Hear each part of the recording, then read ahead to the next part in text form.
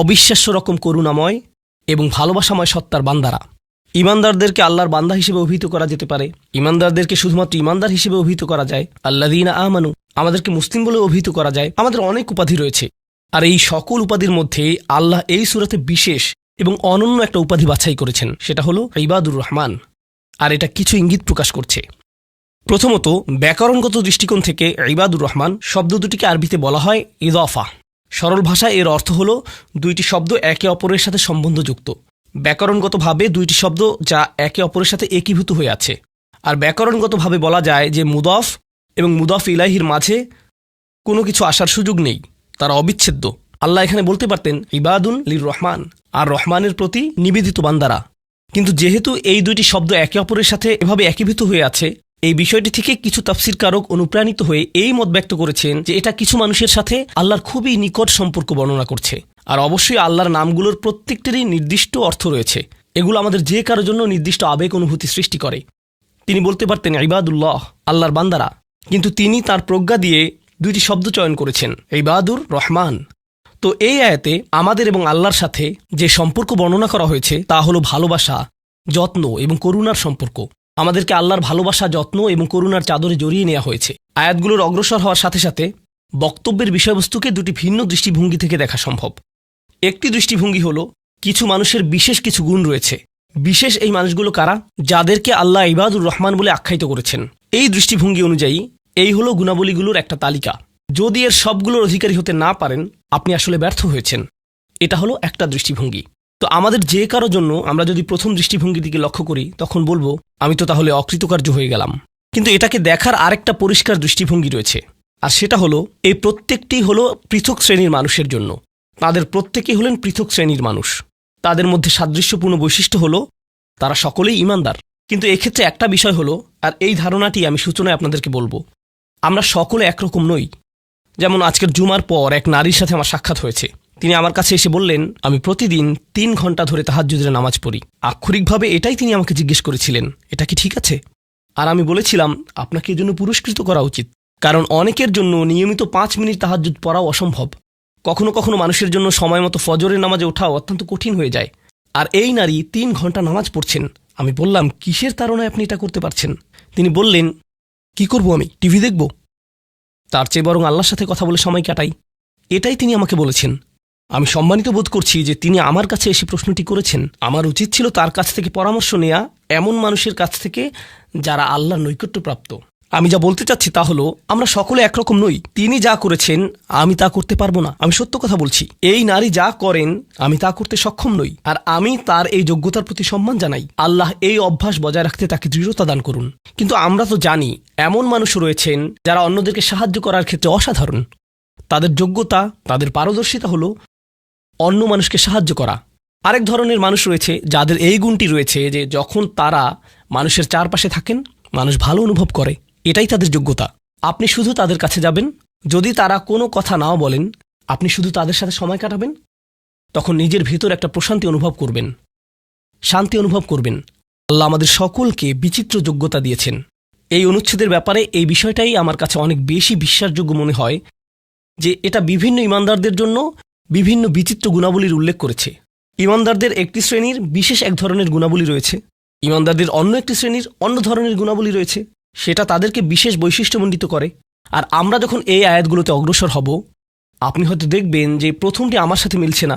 আমি আশা করছি যে কমপক্ষে একটি গুণের অধিকারী হব। আপনি হয়তো একের অধিক গুণের সাথে মিল খুঁজে পাবেন, আর সেটাও আপনাকে ইবাদুর রহমান হিসেবে অন্তর্ভুক্ত করবে। এখানে প্রথম গুণটি চমৎকার।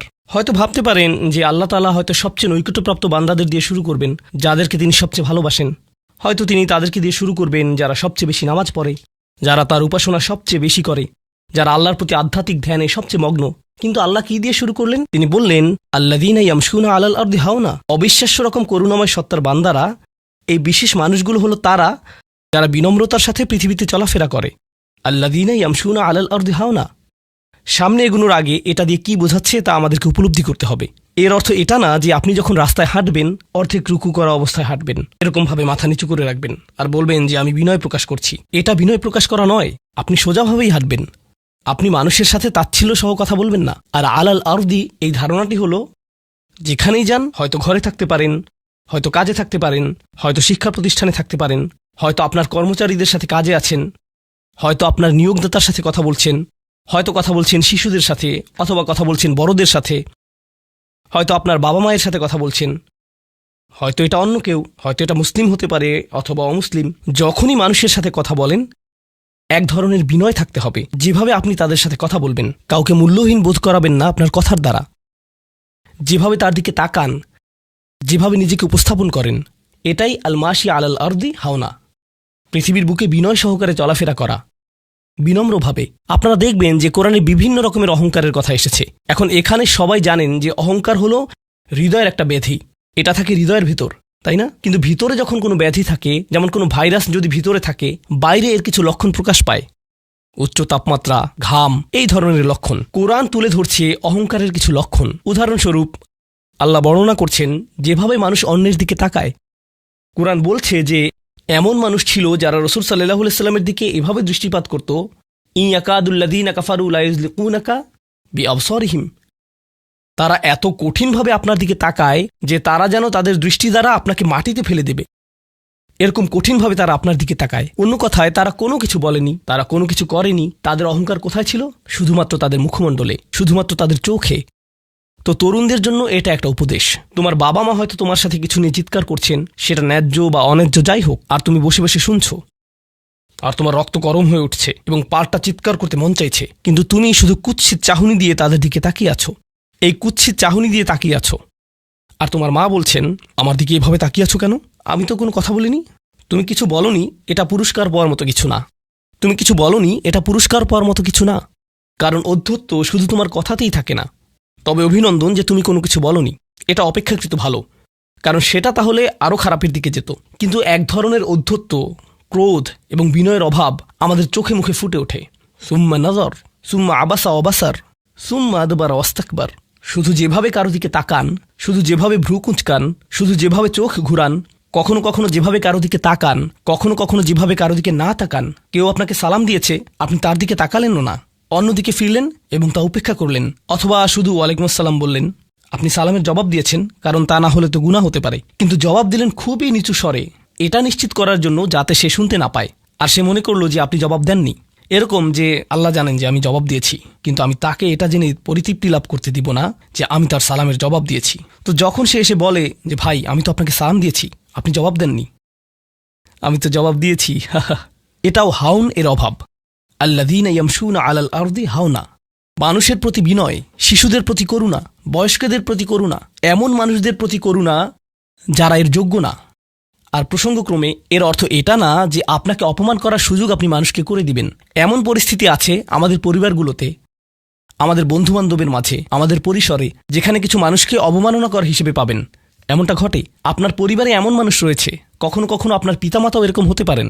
এটা খুবই কষ্টদায়ক বিষয়, এটা খুবই অন্যায্য বিষয়, আর আপনাকে এগুলো সবসময় শুনতে হয়, বারবার শুনতে হয়। শ্রোতাদের ভিতরে এমন নারী রয়েছেন যাদেরকে আমি দেখতে পাচ্ছি না, তারা পর্দার আড়ালে রয়েছেন, কিন্তু তারা যে অবস্থাতেই থাকেন, হয়তো শ্বশুরবাড়ির আত্মীয় অথবা ভাই বোন বা অন্য কারো কাছ থেকে তাদের কথা শুনতে হয়, আর তাদের এটা সব সময় শুনতে হয়, আর এগুলো শুনে তাদের রক্ত গরম হয়ে যায়। তখন কি করবেন? আপনাকে তখনও বিনয় ধরে রেখে যা করা শিখতে হবে তা হলো প্রথমত সেরকম পরিস্থিতি থেকে দূরে থাকবেন। যদি জানেন যে মেজাজের ভারসাম্য হারিয়ে ফেলবেন, তখন সেখান থেকে বেরিয়ে যান। এই মুহূর্তে আমি এই আলোচনায় অংশ নিতে পারবো না, দুঃখিত, আমি একটু হাঁটতে যাব। রাগে বিস্ফোরিত হয়ে যাওয়ার আগে এটা থেকে বেরিয়ে যান। এটাই প্রথমত এবং প্রধানত ইয়ামশুনা আলাল আরদি হাওনা।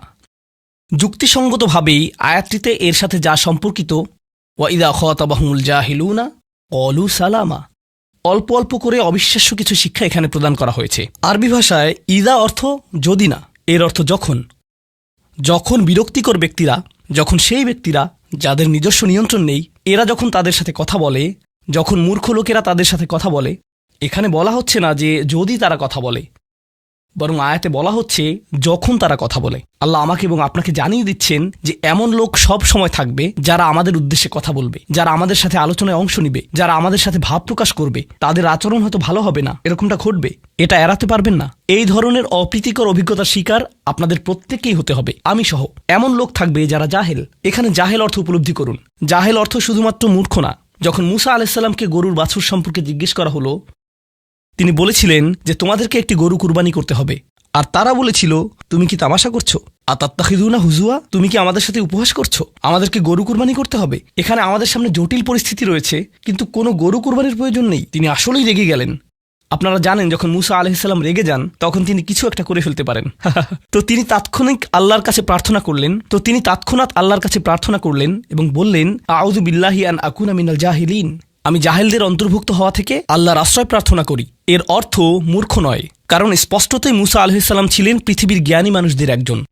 তিনি অজ্ঞতা নিয়ে কথা বলছেন না। তিনি বলছেন, আমি আমার আবেগের উপর নিয়ন্ত্রণ হারানো থেকে, মেজাজের নিয়ন্ত্রণ হারানো থেকে আল্লাহর আশ্রয় প্রার্থনা করছি, এমন জিনিস বলা থেকে অথবা করা থেকে যা আমি এখন করতে চাই, কিন্তু আমাকে নিজেকে সংযত করতে হবে। এখন এই উপলব্ধি থেকে আলোচ্য আয়াতটিতে আসুন। এরকম মানুষ রয়েছে যারা সবচেয়ে জঘন্য কথা বলে, কিন্তু তাদের কোনো লাগাম নেই। কথাগুলো আপনার হৃদয় থেকে এসে মস্তিষ্ক হয়ে এরপর তা জিহ্বাতে যাওয়া উচিত, কিন্তু এই পথে কিছুটা লাগাম থাকতে হবে।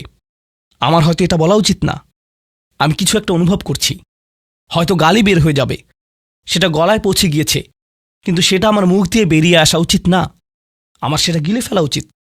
কিন্তু কিছু মানুষ রয়েছে, তাদের মাথায় যা আসে তাই বলে ফেলে।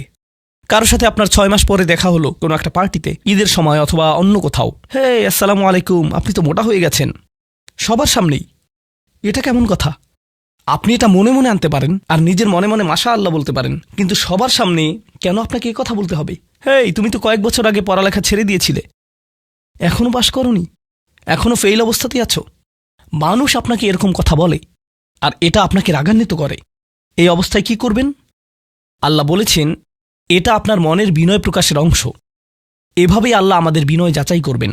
আর প্রসঙ্গক্রমে তারাই হয়ে থাকে আমাদের সবচেয়ে কাছের মানুষ, যার অর্থ আপনি এই ধরনের পরিস্থিতিতে বারবার বারবার বারবার পড়বেন। কিভাবে এটা থেকে বেরিয়ে আসবেন? আল্লাহ বলছেন, ওয়াইদা খাতাবাহুমুল জাহিলুনা ক্বালু সালামা। এটা দিয়ে কতিপয় জিনিস বোঝায়। আমি এখানে সেই কয়েকটি শিক্ষা নিয়ে আলোচনা করব। যখন এমনটা ঘটবে, আপনার তাৎক্ষণিক প্রতিক্রিয়া হবে শান্তি, ক্বালু সালামা। এটা দ্বারা বিদায়ও বোঝাতে পারে। আপনি বলবেন, সালাম, আমি আর এই আলোচনা চালিয়ে যেতে চাই না, আমি সম্মানজনকভাবে আপনাকে বিদায় জানাবো। ও দাঁড়ান, আমার তো একটা মিটিং আছে। এর বাকি অংশটুকু আপনি মনে মনে বলতে পারেন আল্লাহর সাথে দোয়া করার জন্য, কিন্তু এটা তার কাছে প্রকাশ করার প্রয়োজন নেই। শুধু বলুন যে আমার একটা মিটিং আছে, আর সেখান থেকে চলে আসুন, কারণ আপনি এটা নিতে পারবেন না। তারা সেখান থেকে বেরিয়ে আসে সম্মানজনকভাবে, এটা একটা অর্থ। যখন জঘন্য মানুষ আপনার কাছে আসে, বেরুবার পথ খুঁজে বের করবেন। কোরআন এই সূরাতে আরো পরে যা বলেছে যে মাররু কিরামা, সম্মানজনকভাবে তারা এটা অতিক্রম করে চলে যায়। কিছু কিছু মানুষ আছে যারা এমন কথা বলতে চায় যা আপনাকে রাগান্বিত করবে। তারা আসলে এটা করে মজা পায়। তারা কথা বলবে শুধু আপনাকে উত্তেজিত করার জন্য, আর তাদের কেউ কেউ জানে যে ঠিক কি বলতে হবে, কারণ তারা আপনার সাথে আগেও কথা বলেছে। আর তারা জানে যে কোন জিনিস আপনাকে রাগিয়ে তুলে, তাই তারা জানে যে কোন বাটনটি প্রেস করতে হবে আর কিভাবে আপনাকে বিরক্ত করতে হবে। আপনি বসে আছেন, আমি উত্তেজিত হব না, আমি উত্তেজিত হব না, আমি উত্তেজিত হব না, কিন্তু তার কথা শুনে আপনি বিশাল দানবে পরিণত হয়ে গেলেন, যার ফলে সব ধ্বংস হয়ে যাবে। আর সেই ক্ষেত্রে আপনাকে আগে এটা রোধ করতে হবে। আপনি এখানে কথা বলতে পারেন আর বলতে পারেন যে, দেখুন, আমি এই বিরোধ চাই না, আসুন শান্তিপূর্ণ সময় ব্যয় করি, আসুন এই বিষয়টা নিয়ে আজ আর কথা না বলি, এতে অনড় থাকুন। এটা দিয়েও ক্বালু সালামা বোঝায়। আমি আপনার সাথে ঝগড়া করতে চাই না, আমি শুধু চাই আলোচনাটা যাতে কুৎসিত পথে এগিয়ে না যায়। কখনো কখনো আমরা ভদ্রতা দেখাই, আর সেই সুযোগে মানুষ আমাদেরকে অসম্মানজনক কথা বলতে থাকে, এবং আত্মবিশ্বাসের সাথে মানুষকে জানিয়ে দিবেন যে তাদেরকে থামতে হবে, তারা সীমা ছাড়িয়ে যাচ্ছে। এটা সঠিক নয়, এমনটা করা সম্মানহীনতা নয়, শিষ্টাচার বহির্ভূত নয়। আপনি নিজের জন্য রুখে দাঁড়াতে পারেন, কিন্তু এটা শুধু মর্যাদাপূর্ণ উপায়ই করতে হবে, এমনভাবে যা শান্তিপূর্ণ।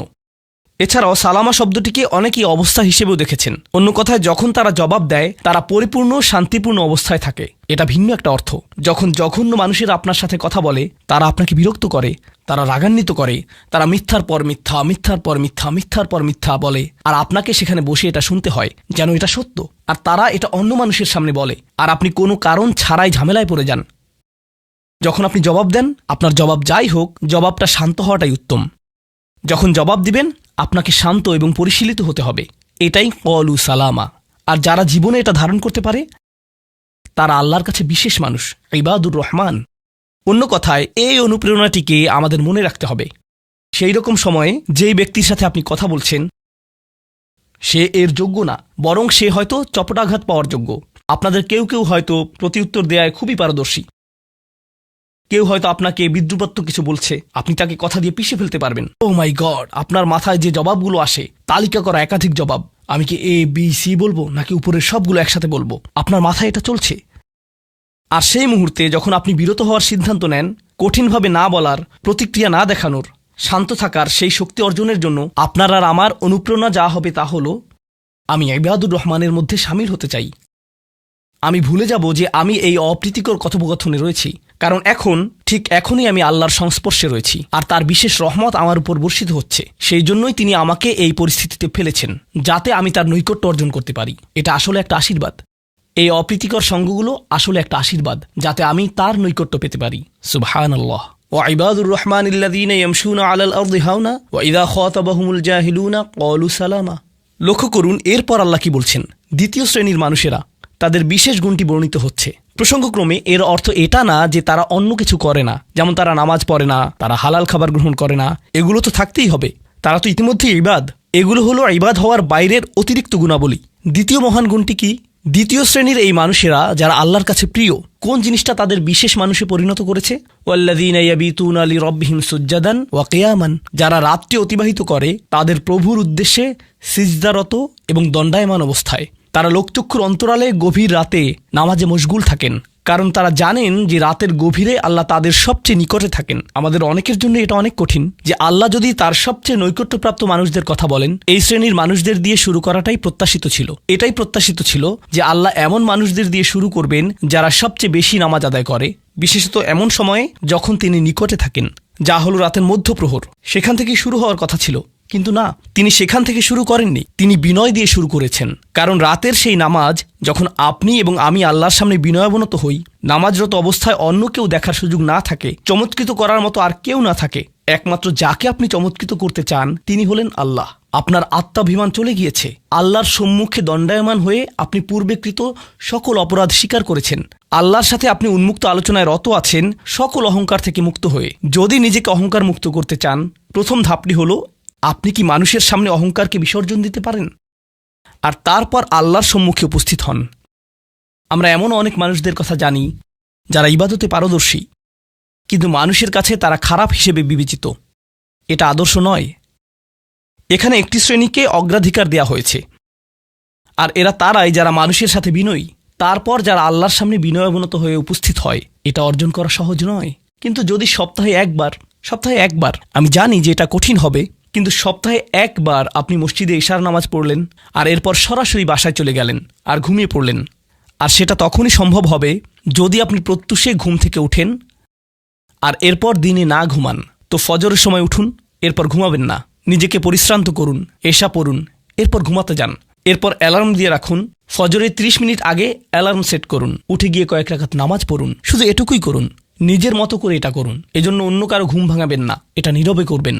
ঘরের কোনো এক কোণে চলে যান, সেখানেই নামাজ পড়ুন। যদি সপ্তাহে একবার বা দুবারও এটা করতে পারেন, যে প্রশান্তি পাবেন, আল্লাহর সাথে যে সম্পর্ক অনুভব করবেন, সেটা আপনাকে সবচেয়ে কঠিন সময়েও সাহায্য করবে। আল্লাহ আমাদেরকে এই মানুষদের অন্তর্ভুক্ত করে দিন। ওয়াল্লাযীনা ইয়াবিতুনা লিরাব্বিহিম সুজ্জাদান ওয়া কিয়ামা। এরপর আসছে তৃতীয় ধরনের মানুষের কথা। ওয়াল্লাযীনা ইয়াকুলুনা রাব্বানা ইসরিফ আন্না আযাবা জাহান্নাম ইন্না আযাবাহা কানা গরামা ইন্নাহা সাআত মুস্তাকাররা ওয়া মুকামা। এই মানুষেরা শুধু একটি দোয়া করে, দোয়ার তালিকা নয়। তাদের একমাত্র দোয়া হলো, ইয়া আল্লাহ, আমি জাহান্নামে যেতে চাই না।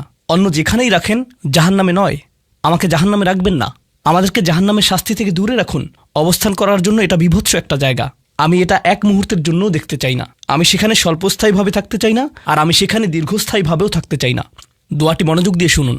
ইন্নাহা সাআত মুস্তাকাররা ওয়া মুকামা। প্রথমত, এটা একটা শাস্তি, এটা বিশাল একটা সাজা। আমি সেখানে স্বল্পমেয়াদের জন্য থাকতে চাই না, আর আমি সেখানে দীর্ঘমেয়াদের জন্যও থাকতে চাই না। কিছু মানুষ রয়েছে যারা সেই একই রোগে আক্রান্ত হয়েছে। উম্মার মধ্যে, মুসলিমদের মধ্যেই একই রোগ যা বনী ইসরাঈলেরও ছিল। তারা বলেছিল, আল্লাহ আমাদেরকে শাস্তি দিবেন না, ইল্লা আইয়ামাম মা'দুদা, দিলেও কয়েক দিনের জন্য। মুসলিমদের মনোভাবও এমন হয়েছে। তারা বলে, আল্লাহ আমাদের শাস্তি দিবেন, কিন্তু তা তো চিরদিনের জন্য না, তাই না? আমরা মুসলিম, একসময় আমরা ঠিকই বেরিয়ে আসব। ঠিক আছে, ভালো, আমি জাহান্নামে যাব, কিন্তু এটা হবে দীর্ঘ সাপ্তাহিক ছুটির মতো। আর তারপর আমার আর সমস্যা নেই। দেখুন আল্লাহর নৈকট্যপ্রাপ্ত মানুষদের দোয়া, তারা আল্লাহকে বলছেন, ও আল্লাহ, আমি জাহান্নামে যেতে চাই না, স্থায়ীভাবে না, অস্থায়ীভাবেও না। আমি স্বীকার করছি যে অবস্থানের জন্য এটা বিভৎস একটা জায়গা, মুস্তাকররান ওয়া মুকামা, শুধু থামার স্থান হোক অথবা চিরকালীন স্থান হোক, আমি এগুলোর কোনোটাই চাই না। এর অনেক অন্তর্নিহিত অর্থ রয়েছে, আমি আপনাদের শুধু একটির কথা বলছি। দেখুন, আপনি এবং আমি কখনোই প্রলুব্ধ হওয়া থেকে বাঁচতে পারবো না। হারাম সবসময় আমাদের সামনে আসবে, আর এটা সবসময় আমাদেরকে আহ্বান করবে। আর শাইতানু ইয়াইদুকুমুল ফাকর, শয়তান তোমাদেরকে দেউলিয়াত্বের প্রতিশ্রুতি দিবে। অন্য কথায়, যখন আপনি হালাল পথে চলবেন, শয়তান আপনাকে প্রতিশ্রুতি দিবে, তুমি সুযোগ হারিয়ে ফেলছো, তুমি বঞ্চিত হচ্ছ, সবাই কত মজা করছে, তুমি অনেক মজা করতে পারতে, তুমি আরও অর্থ উপার্জন করতে পারতে, তুমি আরও ইন্দ্রিয় সুখ উপভোগ করতে পারতে। সেই সব সময় আপনার কাছে বিজ্ঞাপন দিতে থাকবে বিকল্প পণ্যের, বিকল্প পন্থার, নিজের কামনাকে চরিতার্থ করার। কিছু যায় আসে না যে কতটুকু কোরআন মুখস্থ করেছেন, কিছুই যায় আসে না যে কি পরিমাণ তাহাজ্জুদ আপনি পড়েছেন, এগুলো কোনোটাতেই আসে যায় না। শয়তান থামবে না। দিন শেষে আপনি তো একজন মানুষই, দিন শেষে কামনা বাসনাগুলো আপনার মাঝে থাকবে, আর শয়তান থামবে না, সে আপনার পেছনে লেগেই থাকবে। শয়তানের একটা কৌশল আল্লাহ বর্ণনা করেছেন, তার মনস্তাত্ত্বিক কৌশলটি হল যাইয়ানা লাহুমুশ শাইতানু আমালাহুম। শয়তান তাদের কাজগুলোকে তাদের কাছে আকর্ষণীয় করে দেয়। শয়তান আপনার কাছে আসবে, আপনাকে প্রলুব্ধ করবে, তখন আপনি বলবেন, হ্যাঁ এটা খারাপ, কিন্তু আমি তো অনেক ভালো কাজও করি। হ্যাঁ আমি এলোমেলো কাজ করছি, কিন্তু আমি তো নামাজও পড়ছি, আর আমি তো কাফেরও না, তো সমস্যার কিছু নেই, আর এইবার করেই আমি থেমে যাব। এমন না যে আমি এটা করতেই থাকবো, শুধু একবারই করব। এভাবে নিজেকে সব ধরনের যুক্তি দিতে থাকেন, নিজে নিজে এটাকে বৈধতা দিতে থাকেন। আপনার চিন্তায় এটা এখন আর অতটা খারাপ না। আর তারপর যখন এমন মানুষ চারপাশে থাকেন যাদেরকে বলেন যে এটা তো খারাপ, আর তারপর যখন এমন মানুষের চারপাশে থাকেন যাদেরকে বলেন যে এটা তো খারাপ, তারাও আপনাকে বলে, না ভাই কাম অন, এটা অতটা খারাপ না, থামো তো, এরকম কথা বলো না, না আল্লাহ ওইরকম না, আল্লাহ তোমাকে শাস্তি দিবেন না, কেন এরকম হতাশাজনক কথা বলছো, তুমি অতিরিক্ত চিন্তা করো। আপনি তা শুনেন, আর এটা আপনাকে প্রভাবিত করতে শুরু করে। কিন্তু যখন কাজটা করে ফেলেছেন, যেটাই করেছেন, হতে পারে এটা অ্যালকোহল অথবা অন্য কোনো মাদক, এটা কারোর সাথে সম্পর্ক হতে পারে, সেটা যাই হোক, যখন নিজেকে বলেন যে এটাই শেষবার, কিন্তু এটাই শেষ তো না। কারণ যখনই কাজটা ঘটে যায় আর কয়েকদিনের মধ্যে অনুশোচনাও কেটে যায়, তখন মোবাইলে আরেকটা মেসেজ চলে আসে, তারপর আরেকটা দাওয়াত আসে, তারপর আপনি বলেন, না এটাই শেষবার, আবারও সেই চক্রে আটকে যান, আর আবারও সেটা করেন, আর তা করতেই থাকেন। শয়তান ঠিক এটাই চেয়েছিল। মানুষ এই চক্র বন্ধ করতে পারে, আল্লাহর প্রতি নিবিষ্ট হয়ে বলতে পারে, ইয়া আল্লাহ, আমার বন্ধুরা কি বলছে তাতে কিছু যায় আসে না, শয়তান কি ওয়াসওয়াসা দিচ্ছে তাতে কিছু যায় আসে না, কতবার এই বিভৎস চক্রে আটকা পড়েছি তাতে কিছু যায় আসে না। আমি ফিরে আসলাম, আমি ফিরে আসলাম, আমি ফিরে আসলাম 2 দিন অনুতপ্ত থেকে আবারও পাপে লিপ্ত হওয়া থেকে। আমি ফিরে আসলাম আপনার কাছে ক্ষমা চাওয়ার পর আবারও পাপ করা থেকে। ওয়ালাম ইউসিরু আলা মা ফাআলু ওয়া হুম ইয়ালামুন। তারা পাপ কাজগুলো বারবার করে না, আর তারা জানে যে তারা কি করছে। আমি সেই লোকদের অন্তর্ভুক্ত হব না। ওয়ালাইসাতিত তাওবাতু লিল্লাযীনা ইয়ামালুনা আস-সাইয়্যাত। তওবা, অনুশোচনা তাদের জন্য কাজ করে না যারা পাপ করতেই থাকে। এমনকি তওবা করার পরেও এটা সেই মানুষদের জন্য না যারা এই চক্রে আটকে যায়, এটা তাদের জন্য যারা বলে, ইয়া আল্লাহ, আমি জাহান্নামে যেতে চাই না, আমি জাহান্নামের যোগ্য অনেক কাজ করেছি, কিন্তু এখন আমি থেমে যাচ্ছি। আর এটাই চূড়ান্ত। তারা হলেন আল্লাহর কাছে বিশেষ মানুষ, কারণ আল্লাহ জানেন এটা কতটা প্রলুব্ধকারী ছিল, আল্লাহ জানেন সেই আসক্তি কতটা শক্তিশালী ছিল, আল্লাহ জানেন পাপের কত গভীরে আপনি ছিলেন, আল্লাহ জানেন আপনার উপর শয়তানের সেই দীর্ঘ নিয়ন্ত্রণের কথা, আর আপনি সেই নিয়ন্ত্রণ ভঙ্গ করতে এবং আল্লাহর কাছে ফিরে আসতে সক্ষম হয়েছেন। আল্লাহর পথে আপনার এই যাত্রা অন্য মানুষের তুলনায় অনেক কঠিন। আপনার সামনের প্রলোভনগুলো অনেক শক্তিশালী, আপনার প্রতি অভিকর্ষের টানটি অনেক বেশি শক্তিশালী, আর এর সাথে লড়াই করে যেহেতু আল্লাহর কাছে এসেছেন, তাই আপনি বিশেষ মর্যাদা সম্পন্ন। এটা মনে করবেন না যে আমি তাহাজ্জুদ পড়ি না তাই আমি অতটা ভালো না, অথবা আমি আরবি জানি না, বা আমি এখনো সম্পূর্ণ কোরআন পাঠ করিনি আর আমি তাজবিদের নিয়মগুলো জানি না। না না না না না, আপনার বিশেষত্ব এজন্য না যে আপনি 17 বার হজ করেছেন। আপনার জ্ঞান এবং ইবাদতের জন্য আপনি আল্লাহর কাছে বিশেষ না, আপনি আল্লাহর কাছে বিশেষ মর্যাদা সম্পন্ন, কারণ আপনি পাপ থেকে বেরিয়ে এসেছেন আর আপনি শুধু তার ভয়েই ভীত। এটাই আপনাকে আল্লাহর কাছে বিশেষ মর্যাদা সম্পন্ন করে। তাই আপনিও ইবাদুর রহমান। তো এখান থেকে আল্লাহ আমাদেরকে সম্পূর্ণ বিপরীত দিকে নিয়ে যাচ্ছেন। এই প্রত্যেক শ্রেণী সম্পর্কে চিন্তা করুন, কিভাবে এগুলো আপনার সাথে প্রাসঙ্গিক, কিভাবে আপনি আল্লাহর কাছে বিশেষ মর্যাদা সম্পন্ন হতে চান, কিভাবে আপনি আল্লাহর নৈকট্য পেতে চান, কিভাবে আমি আল্লাহর নৈকট্য পেতে চাই। আমাদের কাছে এটা আসলে কতটা মূল্যবান। পাপ হলো এক প্রকারের ভালোবাসা। আমরা এর মোহে পড়ে যাই, আমরা এতে আসক্ত হয়ে যাই, আর এই অনুচ্ছেদটি আসলে ভালোবাসার একটা প্রতিযোগিতা, কারণ আপনি ইন্দ্রিয় সুখ ভালোবাসেন, আপনি এই পাপগুলোকে ভালোবাসেন, আর আপনি তা ছাড়তে চান না, কারণ এতে আপনার সুখানুভূতি নষ্ট হবে। আর অন্যদিকে আল্লাহ বলছেন, আমি আমার নিজের দ্বারা সেই সুখকে প্রতিস্থাপন করে দিব, আমি এটাকে আমার নৈকট্য দ্বারা প্রতিস্থাপন করে দিব। আল্লাহ এই সুযোগ দিয়েছেন, আপনার নিজেকে এই সমীকরণের আলোকে সিদ্ধান্ত নিতে হবে। আপনি এই পরিস্থিতিতে পড়বেন, অন্য কেউ জানবে না, কেউ জানবে না যে আপনার মাথায় কি সংগ্রাম চলছে, কেউ জানবে না, শুধু আল্লাহ জানবেন। আর প্রসঙ্গক্রমে উদাহরণস্বরূপ আপনাদের কেউ কেউ যখন হারাম সম্পর্কে জড়ান, নিশ্চিত বলছি না, আপনাদেরকে অভিযুক্ত করছি না, কোনো মানুষ, আপনারা না, কোনো মানুষ যাদেরকে আপনারা চিনেন, তারা হয়তো অনৈতিক সম্পর্কে জড়িত, আর আপনি তা থেকে বের হতে চাচ্ছেন। তো আপনি এই আলোচনা শুনে তাকে মেসেজ দিলেন, আমি আর এটা করতে পারবো না। সে উত্তর দিল, তুমি কি আমাকে ভালোবাসো না? তুমি এখন আমাকে ঘৃণা করো? তুমি কি মনে করো যে আমি তোমার জাহান্নামে যাবার কারণ? আমি কি এতটাই খারাপ? এখন আপনি বলছেন, না তুমি অতটা খারাপ না, না আমি তোমাকে ভালোবাসি, তুমি মোটেই খারাপ না, তুমি অনেক ভালো। ঠিক আছে, যদি আমার সাথে সম্পর্ক সমাপ্ত করতে চাও, আজকে রাতে আমার সাথে দেখা করো, আর আমার মুখের সামনে এটা শেষ করো। না, এটা আমি করতে পারবো না। ঠিক আছে, তুমি আমাকে ঘৃণাই করো, আচ্ছা ঠিক আছে, আমি আসছি। এটা আবার শুরু হয়ে গেল, আর এরপর আপনি আবারও তওবা করতে চান। দেখতে পাচ্ছেন, এটা শুধুমাত্র আপনি না, আপনি হয়তো আবেগগতভাবে কোনো কিছুতে জড়িয়ে যেতে পারেন, আর এখন আপনি আবেগগতভাবে ব্ল্যাকমেইলের শিকার হচ্ছেন। এর দ্বারা আপনি খারাপ বোধ করবেন, আপনাকে এর বিরুদ্ধে যুদ্ধ করতে হবে, আপনাকে এটা অবদমন করতে হবে, আর আপনাকে উপলব্ধি করতে হবে যে আপনি হয়তো কাউকে হতাশ করছেন, কিন্তু আল্লাহকে সন্তুষ্ট করছেন। আর আপনি এটা শুধু নিজের জন্যই করছেন না, বরং এটা ওই মেয়ের জন্যও করছেন, বা ওই ছেলের জন্যও করছেন যে আপনার মেসেজের জবাব দিচ্ছে। সে আল্লাহর সামনে দাঁড়াবে, এটাও আপনি চান না। আপনি যদি তাকে আসলেই ভালোবাসেন, শুধুমাত্র যদি তাকে কামনা না করেন, বরং তাকে ভালোবাসেন, তাহলে আপনি তাকেও রক্ষা করতে চাইবেন। তো এখন আমরা খুবই অপ্রত্যাশিত স্থানে চলে যাচ্ছি। আল্লাহর কাছে আরও কে বিশেষ মর্যাদা সম্পন্ন? আল্লাযীনা ইযা আনফাকু লাম ইউসরিফু ওয়া লাম ইয়াকতুরু ওয়া কানা বাইনা যালিকা কওয়ামা। এই মানুষেরা যখন তারা অর্থ ব্যয় করে, তারা সকল অর্থ উড়িয়ে দেন না, তারা অতিরিক্ত খরচ করেন না, আর তারা কৃপণও নয়। তারা অনেক বেশি খরচ করেন না, আর তারা অনেক কমও খরচ করেন না। তাদের বাজেট ভারসাম্যপূর্ণ।